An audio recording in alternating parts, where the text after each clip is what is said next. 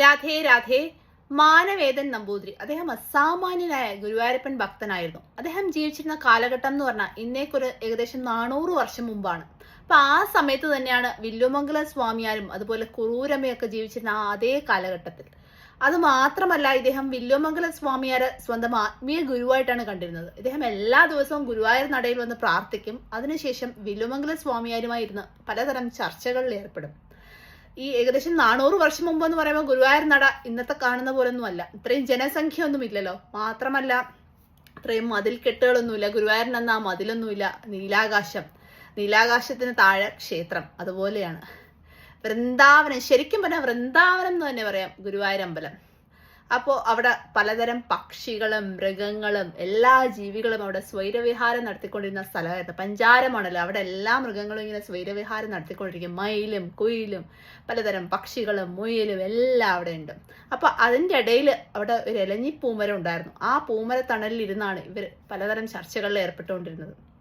അങ്ങനെ ഇരിക്കുമ്പോൾ വില്ലുമംഗല സ്വാമിയാർക്കെന്ന് വെച്ചാൽ ഭഗവാൻ ഗുരുവായൂരപ്പനെ നേരിട്ട് കാണാൻ പറ്റും, വർത്തമാനം പറയാൻ പറ്റും. അങ്ങനെ ആ രീതിയിലാണ് വില്ലുമംഗലവും ഗുരുവായൂരപ്പനുമായിട്ടുള്ള ആ ഒരു ആത്മബന്ധം. അപ്പൊ ഇത് മാനവേദൻ നമ്പൂതിരിക്ക് അറിയാം. അപ്പൊ മാനവേദൻ നമ്പൂതിരി ഒരു ദിവസം വില്ലുമംഗല സ്വാമിയാരോട് ഒരു ആഗ്രഹം പറയും. എനിക്ക് ഗുരുവായൂരപ്പനെ കാണാൻ വല്ലാത്ത ആഗ്രഹമുണ്ട്, എൻ്റെ ആഗ്രഹം ഒന്ന് നടത്തി തരുമോ എന്ന് ചോദിക്കും. അപ്പോൾ വില്ലുമംഗല സ്വാമിയാർ ഒടുക്കം ഗത്യന്തരമില്ലാതെ സമ്മതിക്കും. എന്നിട്ട് പറയും, ഒരു ദിവസം പറയും, ആ ദിവസം അത്താഴ പൂജ കഴിഞ്ഞ് ഗുരുവായൂർ നട അടയ്ക്കുന്നതിന് മുമ്പ് ആ ഇലഞ്ഞിപ്പൂമര ചോട്ടിൽ പോയി നിന്നാൽ മതി, ഗുരുവായൂരപ്പനെ കാണാൻ പറ്റും എന്ന് പറയും. ഇത് കേട്ടിട്ട് മാനവേദൻ നമ്പൂതിരി സന്തോഷത്തോടുകൂടി ഉത്സാഹത്തോടുകൂടി ഈ പറഞ്ഞ ദിവസം ആ നമ്മുടെ ഇലഞ്ഞിപ്പൂമര ചോട്ടിൽ പോയി നിൽക്കും, അത്താഴ പൂജ കഴിഞ്ഞ് നട അടയ്ക്കുന്നതിന് മുമ്പ്. അപ്പോൾ നോക്കിയപ്പോൾ നമ്മുടെ ഗുരുവായൂരപ്പനെ സ്വയം ദർശിക്കാൻ പറ്റും.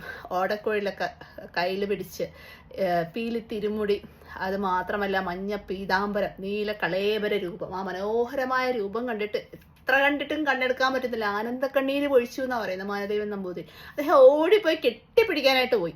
അപ്പോഴത്തേക്കും ഗുരുവായൂരപ്പൻ പറയും, എന്നെ കാണാൻ മാത്രമേ ഞാൻ സമ്മതിച്ചിരുന്നുള്ളൂ, എന്നെ സ്പർശിക്കാൻ ഞാൻ അനുവദിച്ചിരുന്നില്ല എന്ന് പറഞ്ഞിട്ട് അവിടുന്ന് ഓടും. അവിടുന്ന് മറഞ്ഞു. അപ്പോഴത്തേക്കും മാനവേദൻ നമ്പൂതിരി പുറകെ പോകാൻ നോക്കും. അപ്പോഴേക്കും ഭഗവാന്റെ, അതായത് ഗുരുവായൂരപ്പന്റെ ഒരു മയിൽപ്പീലി ആ ചുരുൾ മുടിയിൽ നിന്ന് ഇങ്ങനെ ഇളകി വീഴും, നിലത്ത് വീഴും. അത് ഓടിപ്പോയി മാനവേദൻ നമ്പൂതിരി എടുക്കും. അപ്പോൾ അതിനുശേഷമാണ് അദ്ദേഹം കൃഷ്ണഗീതി എന്ന് പറഞ്ഞ മഹത്തായ കാവ്യം അദ്ദേഹം എഴുതിയത്. ആ കൃഷ്ണഗീതിയാണ് പിന്നീട് കൃഷ്ണനാട്ടം എന്നുള്ള കലാരൂപമായി മാറിയത്. ഇന്നും ഗുരുവായൂർ നടയിൽ ഒരു നേർച്ചയായിട്ട് പലരും കൃഷ്ണനാട്ടം നടത്താറുണ്ട്. ശത്രു സംഹാരത്തിന് വേണ്ടിയിട്ട്, കുട്ടികൾ ഉണ്ടാവാൻ വേണ്ടിയിട്ട്, പലതരം നന്മ നടക്കാൻ വേണ്ടിയിട്ട് എല്ലാവരും ഈ കൃഷ്ണനാട്ടം നടത്താറുണ്ട്. രാധേ രാധേ.